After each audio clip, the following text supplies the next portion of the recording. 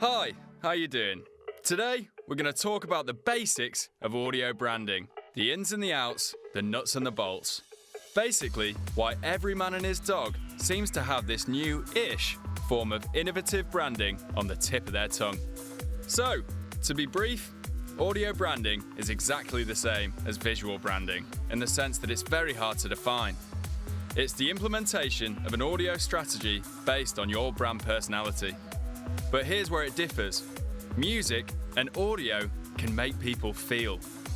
In fact, just the act of listening to music engages all parts of your brain. Let's test this out.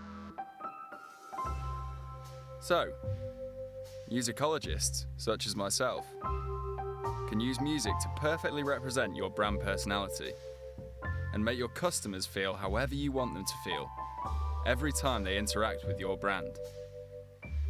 This is the easiest way to affect subconscious buying decisions.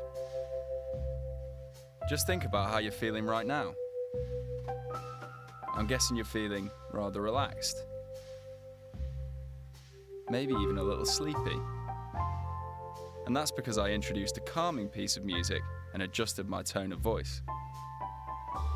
I affected your mood through sound alone. That's how powerful it is.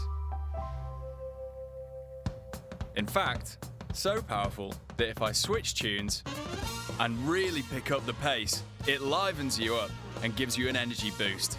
You might even be tapping your feet. And with that, I can safely say that my little experiment was a roaring success. That's audio branding in a nutshell. But when that nutshell is cracked open, there's a whole mess of debris. Stay tuned for that soon. In the meantime, I'll leave you with a question. How does your brand sound? And how should it sound?